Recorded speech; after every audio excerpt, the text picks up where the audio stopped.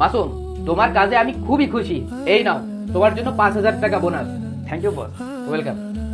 আমার ছেলেটা তো অনেক বড় ব্যবসায়ী, বউ নিয়ে আলাদা থাকে। আমার ওষুধ কেনার জন্য যদি কয়টা টাকা দিত।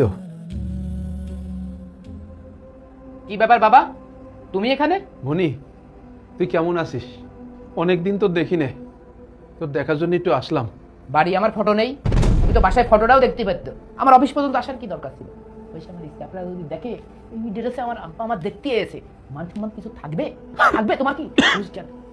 মনি, শরীরটা খুব খারাপ, ওষুধ কেনার টাকা নেই, কয়টা টাকা যদি দিতিস। এটা তো ওষুধ কোম্পানি না, আমি তোমার জন্য ওষুধ নিয়ে বসে আছি। তুমি এক কাজ করো, বাইরে সিকিউরিটি গার্ড আছে, ওর কাছ থেকে 20 টাকা নিয়ে চলে যাও। যাও। এই, তুমি দাঁড়িয়ে রয়েছো কেন?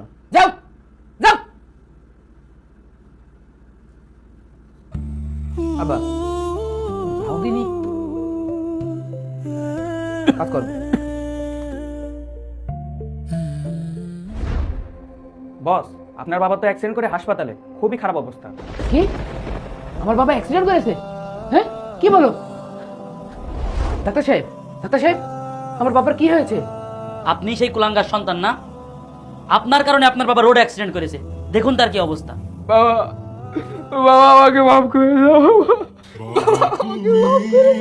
বাবা, আমি তো এসেছিলাম ওষুধ কেনার জন্য কয়টা টাকা নিতে। আমি ভাবিনি আমি তোমাদের লজ্জার কারণ হয়ে যাব। হে আমার রব, আমার বাবা মায়ের প্রতি দয়া করো, যেমন করে তারা শৈশবে আমাকে লালন পালন করেছে। বন্ধুরা, যারা বাবাকে ভালোবাসো, ভিডিওটাতে একটা লাইক দিয়ে দাও।